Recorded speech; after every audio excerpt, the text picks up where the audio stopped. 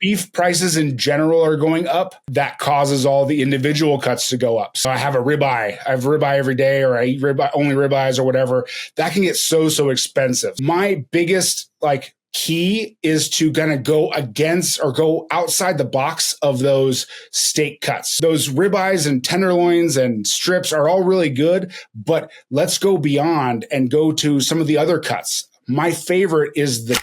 Right now, I'm going to help you save thousands of dollars this coming year when figuring out what meat to buy, which it can be rather expensive if you're going from a standard American diet to mostly meat.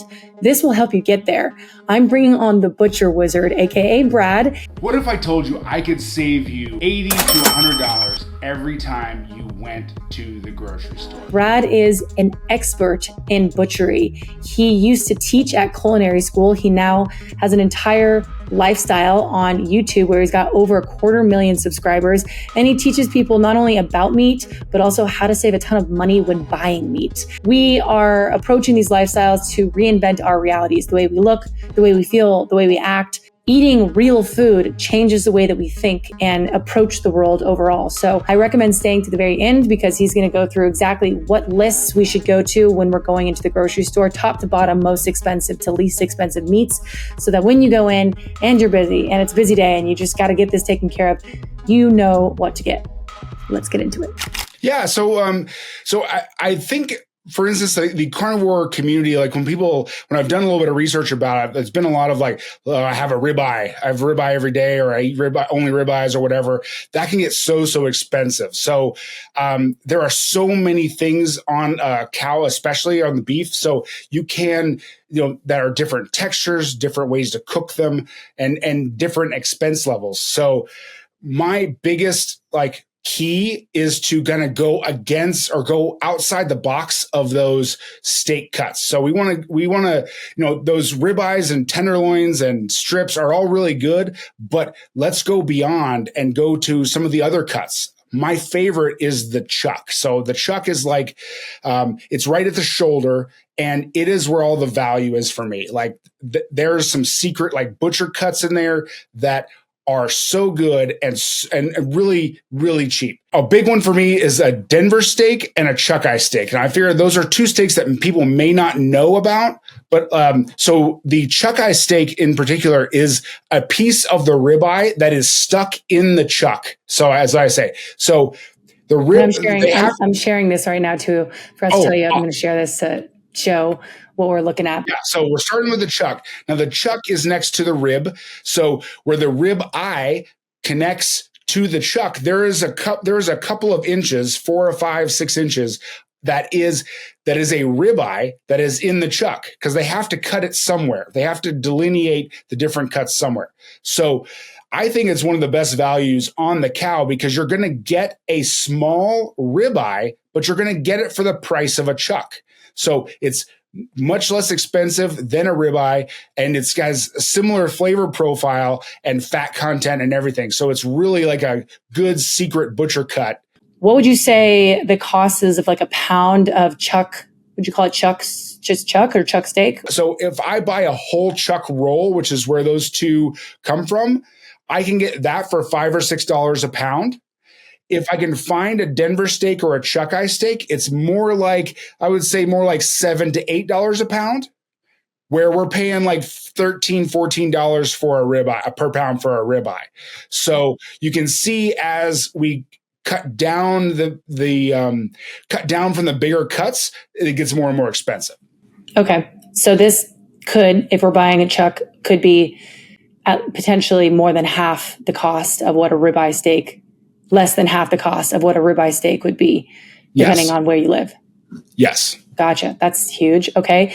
I like I said, the chuck, I think, is a very underutilized cut of meat that a lot of people don't know about, and that you can get really good steaks from. What else would save somebody if they wanted to do carnivore or animal based? Is there any other hack? Breaking down your own stuff is where you're going to save the most amount of money.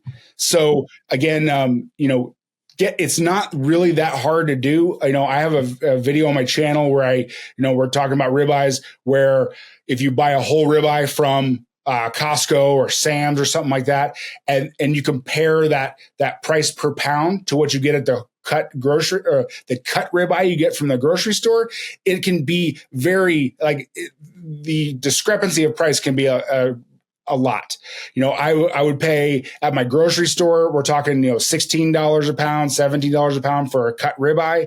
You can get, $12, $13 a pound at, if you buy it whole and cut it yourself. The way you get the most out of that is the grind. So kind of the way butcher shops work and where butcher shops make most of their money, because most butcher shops don't make a lot of money. That's why everything is so expensive when you go to like a custom butcher shop, is because there's not a lot of margin in that business. And what they have to do is utilize everything. So when we cut down a whole tenderloin or a whole strip or whatever you're cutting down, you have to use everything. So what they do is the ground beef is kind of the catch-all. So what that means is like all the trim, all the fat, all this other stuff, we're going to make into our ground beef. It's great because if you go to a really high quality butcher shop, you're going to get some of the best ground beef, the best hamburgers, because they're breaking down everything. So your ground beef might have tenderloin in it. It might have brisket in it. It might have, New York strip in it. So it makes, if you get those from those custom butcher shops, some of that ground beef is the best you'll ever have. Yeah. So like ground beef is like the catch-all for everything. It's going to be cheaper because of that, essentially, right? Because they're using the scraps. So we're using the things that they can't sell as a whole steak. And we're using those parts, those pieces, I should say, to grind into ground beef. Okay. So if we were I also know this, that when you go to a butcher, when I go to my butcher, which I actually have a local farmer, so I don't go as much anymore. But when I do go, you can just get the fat trimmings and add that in as well. And they just give them to you. They don't. Oh, that's cool. Yeah. Yeah. They just hook it up, at least mine. So they're like, hey, it's all good. Well, because just the beef trimmings, if you can work that out where you can get the fat trimmings for free, making beef tallow is super easy. And there's so many uses for it. And that makes your steaks even beefier. It makes everything just better if you can cook a little bit in beef tallow. If you can get that for free and then also using your cooking, it's also going to upgrade your meat experience. Let's assume somebody's really on a budget and we don't have a ton of, like we were talking about, we don't have a ton of extra spend to go just get ribeyes, right? So we're going to probably look at a chuck. But I just want to share my screen and what other parts would be would be less fatty, but you could supplement with tallow that of that would still taste good. Are there any here that we can look at and then that we can know to ask for from a farmer or from a butcher or at the store? Yeah. So as far as your cuts, your budget cuts, anything. So the tougher the cut, the better the price. So, and a way you can look at the whole cow and determine its tenderness or toughness is there's an old adage of the furthest away from the hoof and the horn is the most tender cut of meat. So as you can see from this diagram, we have the rib, short loin, and sirloin are your cuts where you get your ribeyes, your tenderloins, your New York strips. Those are your most tender cuts because the muscle does the least amount of work on the cow because it's furthest away from the hoof and the horn is what they say. So you're going to get the best value from the round because it's that back leg of the cow and it walks around all day. You're going to get the brisket is a little bit more expensive, obviously because of its popularity with barbecue and things. But flank steak is a good one. Skirt steak is a good value cut. The short plate has all of your short ribs and things you have to cook low and slow, braise for a long period of time. But those are going to be your cheaper cuts, but they're going to require a little more cooking to it. Okay. So probably because it's tough, you have to break it down a little bit. So I know you shop a lot at big stores, right? The big one in Colorado where I'm from, and in Texas where I live is Costco. I think Costco's everywhere, right? It's just kind of. Yeah, I think it's all around there. Okay. Really all around the world. Yeah. Is it? Oh my God. Yeah. Yeah. Did you say it is? Yeah, it is. Okay, that's crazy. I didn't know that. I always wondered if it was just in Colorado or not. And then I moved to Texas and I was like, okay, it's huge here too. So, in Colorado, though, we have grocery stores. It would be like a King Soopers. In Texas, we have an HEB. I keep hearing about Publix. I've never been, but I hear good things. I love grocery stores. I really do. What meats should we buy from Costco to save some money and get good value, let's say, and why? And I would imagine it's similar to what you mentioned, but yeah, go ahead. Quick one here, you guys. So I know how challenging it can be sometimes to find a local farmer. And that's why I want to share with you my farmer. This guy has the whole thing down 100%. I have never had better tasting meat in my life. I'm not just saying that. I don't tell you about things that I don't actually use myself. It's called Suretail Creek Farm. This is a pound of ground beef, and I have one of these, at least one a day, as well as their eggs. And I love everything else that they have on there. They have so much variety. They have organ meats, they have pork, they have chicken, everything that you would need. But if you are in need of a local farmer and you want somebody that's raising animals regeneratively and you want something that tastes good and there's no hormones added, I highly recommend these guys because this is literally how I live my life. Everything I eat comes from these guys, not even kidding. They will ship anywhere in the country. If you use the link below, they'll actually provide a discount automatically. And if you are looking to actually save a lot of money in costs, because I know meat can be expensive, then I recommend buying it in bulk. Get a half cow, get a full cow, split it with some neighbors or some friends or some family, and then you can get the meat hyper discounted, along with all the rest of the stuff that you can get on there too. So anyways, you guys, link is below, and let's get back to the show. Yeah. So the things that I like to buy at Costco are the whole subprimal cuts. So they have a pretty good variety of those. So you can find your ribeyes, your strips, your tenderloins at a pretty good price if you're willing to cut them down yourself. They also have good. So I actually got my latest video on my channel was a picanha, which is that top sirloin cap that is made famous by the Brazilian kind of steakhouses. It has that, half moon shape and they put it on the sword and, at those different steakhouses. My Costco started carrying those, which was kind of fun. You kind of go in there and you're not going to know, they have the basic stuff every time, but they always kind of throw in some different stuff. You can get a brisket there, but you can also, find good sirloin steaks if you're looking for something a little leaner. They have lamb, they have chicken, they have everything there. But you really can find the value in some of the cuts. Like they have a boneless short rib that's really good, and that is cheaper. Again, we're going back to those tougher cuts are going to be what's the best value. But again, I love to get those big cuts and cut them myself. Okay. So you get the big cuts. When you say a big cut, for somebody, reiterate what that means again. Yeah, so we're talking about a whole ribeye or a whole strip loin, which is where you get your New York strips from, or a whole tenderloin, which is good your fillets. They have those very consistently at my Costco. So they have both prime and choice varieties, depending on how much money you want to spend and what you want to do with that. But yeah, those are the bigger cuts, and the brisket, of course, is also a subprimal cut in and of itself. So they have those pretty much all the time. It sounds like you cook a lot, like you buy in bulk a lot of the time.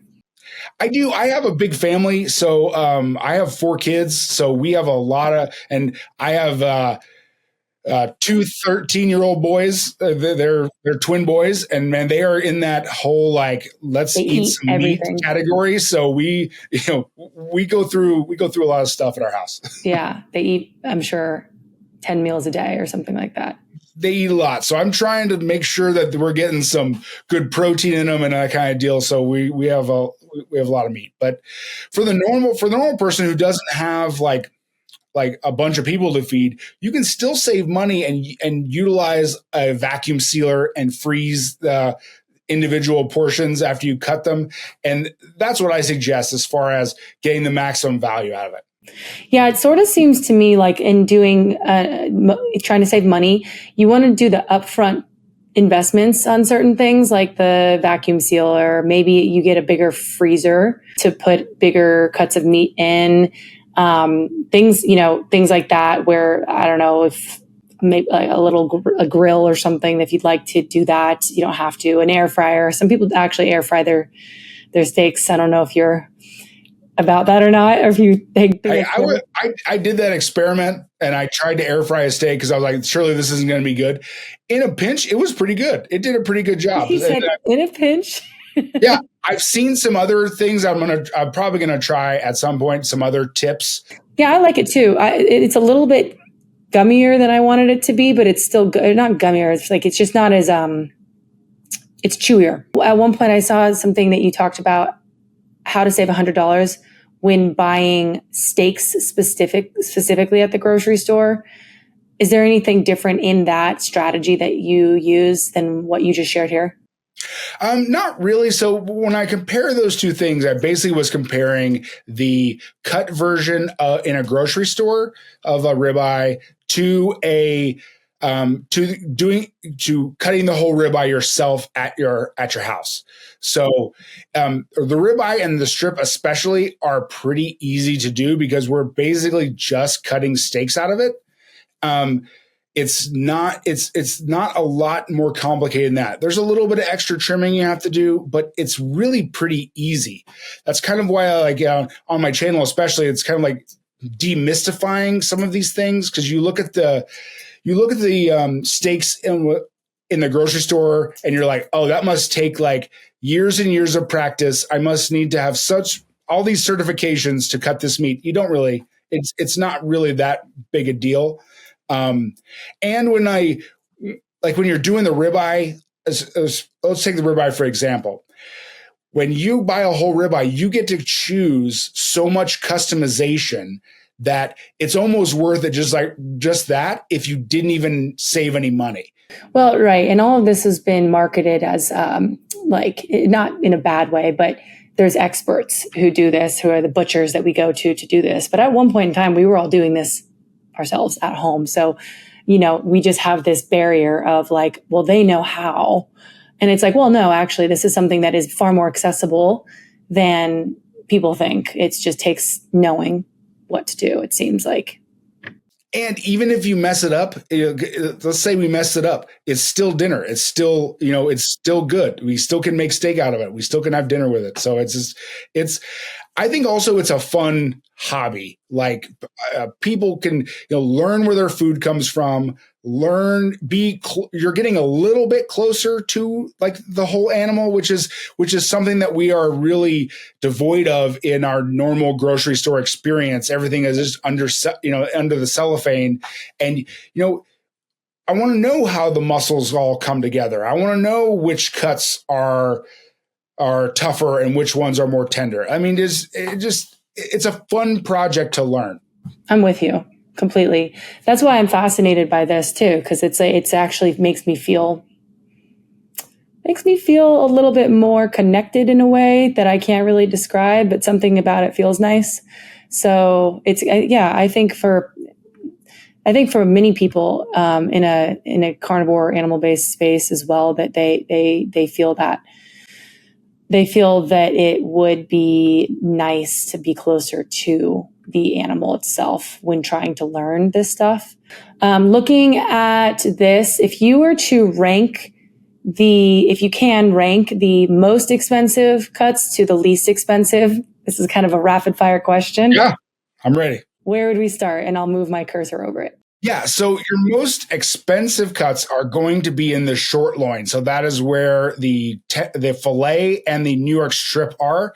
Or if you have them both together, it's called a porterhouse or a T-bone. Those are all the same, come from the same cuts. And those are the most tender. The tenderloin is the most expensive cut on the whole animal because it's the smallest. It's the most tender. It's popular. So, I mean, that's kind of why it's the most expensive. Next would be your ribeyes, your rib section for the ribeyes and the different those upper ribs. Tomahawk steaks are all the rage right now. So, basically a tomahawk steak is just the ribeye with the bone attached even longer than normal. So, so it's a bone-in ribeye, but it has extra bone on top. So those are pretty popular and expensive. I would say the brisket is next just because of its popularity. Because again, if you're going to smoke stuff, everyone wants to smoke a brisket. And then after that, I would say we're kind of all in that similar like tier as far as maybe the sirloin might be next because that's your it's lean. It's a little bit leaner. It's a little bit tougher, but it's still kind of steaky. So it's still a good steak cut. And then everything else, chuck, round, flank, the short plate, all that stuff. Those are kind of very similar in price, but you cook them obviously very differently. So there's more cheaper options than there are expensive options, basically. Yes, absolutely. Okay. Most of the pound for pound, most of the beef is actually ground. Most of it comes down to ground beef. That's where we're at with that. But another thing, I think that last tier is where you're going to talk about, which may be interesting to your community, the carnivore community of like, now we have the organs. So you have the liver, heart, kidney, the bones, the tongue. The tongue is my favorite. If you're going to call I know it's not really an organ, but I don't think it is really an organ, but it's a muscle, actually. But that's my favorite. It's kind of the gateway, the gateway organ meat or the extra meat or whatever you want to put it. Oof. But those are probably the least expensive of everything. Yeah, that's interesting because they're so jam-packed with nutrients. You just get so much, and you don't need anything really to get the absolute, like the amount you want of nutrients. You'd probably only need about that much a week for most people. So that's crazy. I didn't know that. Yeah, here is the tongue. Look at this weird chart. I know this is a very interesting graphic. This is weird. We're working with it. Okay, so we've got the tongue, the brain, heart. I can't hover over it because it does that. So didn't really plan on bringing these up, but here we are.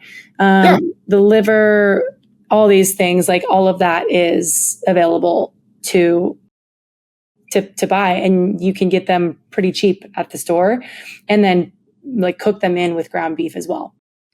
Yeah, I've seen people do that. Have those ideas where they'll take, sneak the liver into the ground beef so people don't notice. Yep. Because it does have a very pungent flavor. So. It does. I don't like it, but I'll eat it sometimes because it's like good for you and it makes you feel good. But I don't eat it often enough to be stoked about it. My sister likes it. Quick question for you as far as, so if I am a parent and I have a family to feed and we need a grocery list like now, like stat, I've got 4 kids like you do and a partner and I'm just, I don't have a ton of money. Would you walk into a grocery store or to a butcher and you would buy what weightums would you get just as like the first week? And speaking from our experience, for 4 kids, we're all about some ground beef. As far as meat goes, we pretty much buy that all the time. I will grind up the trimmings from the projects that I do, but also we'll supplement with other ground beef. I'd be curious to see if you try a local farmer and buy it in bulk. You could buy an entire like whole cow, half cow. Yeah. That is definitely on my list of things to do. And kind of share my experience with that. I think with the trick with that is going to be the meat processor. So what happens with that? You buy your cow and that goes to the processor. So you're really, as far as cuts of meat, you're dealing with the processor. And I don't know. There's just been a mental block. I don't know about. I don't know how that process is going to work, but I'm going to give it a shot. I'm with you. Yeah. So do you have to process it then, or did somebody? No, you don't have to process it. But what will happen is you will basically the wherever you buy the cow from will take it to the processor for you, and then you tell the processor kind of what you're looking for as far as cuts. the thickness of cuts, the different kinds of meat that you want. So a lot of times that's the service part that can get tricky because they're used to just kind of like grinding, like giving you the steaks and then grinding up a bunch of it. Then I don't know. Like I said, I don't know how that process really works. Okay. Yeah, not yet. Not yet. I'm gonna do it. I'm gonna do Pretty it soon. Okay, we'll keep an eye. I'll come back on and I'll share my experience. Right. Okay. Yeah, I would love to know. Okay, so if I were to go rank meat as far as the most expensive to the least expensive, and then where to navigate when I go into the grocery store, just to completely based off of price rather than just taste, where would you start, like bottom to top, most expensive to least? Yeah, so I think your beef is probably going to be most expensive, with a seafood close second. Like I said, depends on how far you are from the ocean. It depends on how you're getting it. But I would say those are the more expensive. Then your pork, your chicken probably is next, and then your pork is probably the least expensive. If I was to rank them by animal. Okay. Yeah. So going in and navigating, pork it's just a weird one. I don't know. Something about pork. It's just a weird one. It is. It almost seems like sometimes it seems like they're giving it away. It's like, I know I posted this about I went to Costco and they had a pork loin, which is a 10-pound where you get all your pork chops from basically. And it was, the whole thing was like $18 and they were running like a $5 off special. So it was like $13 for 10 pounds of pork. So please take it. I know and I know with pork, with all kinds of meat, we also have to, go by the quality and the way it was produced. It's a tricky area when you're talking about do I want just the best the most protein for the least amount of money, or am I looking for like you're saying the farmer's market or a local farmer or where it's coming from? So I mean that's an individual decision that everybody has to make on their own with their own budgets and their own kind of where they want to fit in the kind of supply chain of meat. But I mean, it is a conversation to have, but pork is really cheap. If you're looking for the cheapest protein for the dollar, pork's probably the cheapest. Right. Okay. I do believe that part of my interest in this animal-based or meat-based or carnivore lifestyle is not just how it makes me feel. It makes me feel great. I look great. It's all these things. I don't have anxiety, all that. But it also just feels like I'm a little bit more connected. I feel a sense of a little depth or connection to, I suppose, what I'm eating. Makes me feel a little bit more well-rounded. Would you say you feel similarly when you're cooking? Absolutely. And you know what? You just find that especially when I'm cutting different meats, I'm cooking it over fire. I'm cooking it this way for my family. You don't waste as much. I find we really want to use all this. Let's make sure we use everything. And I think that, you're saying, that goes back to some sort of I don't know, some sort of primal thing of this is the animal that we have, and we have to get the most out of it, and we have to serve the most amount of people. I mean, there is something to it. You do have feelings around food, which you don't have from your bag of Doritos or whatever. Yeah. I mean, it tastes damn good, but it doesn't feel the same. It's like grounding. I am very fascinated by grounding. I don't know if you ever do that, but getting outside, putting your feet on the ground, getting in the sun, we are all a part of this thing, whatever this is. We're all spinning on this orb, and it's all contained within it, and we're part of that, right? So there's some kind of energy, I think, but within all of it, that if we don't do these things, we don't take the time to connect in those ways that sound really wooey, and they sound like I'm talking like a hippie and whatever the heck people want to think. But there is something to it, and there's actual science backing it now. And I wouldn't be surprised if cooking your food over a fire and cutting your food and making sure you were closer to it had something to do with that. I would not be surprised. Well, cool. I've appreciated this so much. I know from somebody who did not used to cook a lot of meat and now I coach in this space. I needed this kind of information. And I hope that this helps people who are looking to, reinvent their realities, whether that's looking different, feeling different, acting different, and also just finding a cool hobby. This is a cool thing to do. I think you've exemplified that in your YouTube channel, which has blown up. And, people are just really appreciating your work, and how cool, because you're just doing something that you love to do anyways. So, right. It's awesome. Where can people find you, Brad? So if people just go check out the YouTube channel, the Butcher Wizard, you just search on YouTube. I did put together a playlist for the carnivore diet, or if you're a meat-based diet person, I did put a playlist together. It has like 4 or 5 videos of my most popular videos, but also the ones that really just focus on the butchery of where to buy it, where to buy the cuts, and how to cut them. So if you guys will all check that out, I'd really appreciate it. I'll attach that below so everybody can find you, your links and all of that. And I know you have a cookbook coming out. I don't know if I'm allowed to mention that. Am I? Yeah, we can kind of, it's still in the works. So we can definitely, talk about it in not secrecy, but kind of like, tidbits, big blocks, right? Big blocks. There's a thing happening. Okay. Something is happening. Something's happening. Cool. Stoked to see it. I appreciate it so much, Brad. Thank you. Thank you so much, Lauren. I really appreciate you having me on.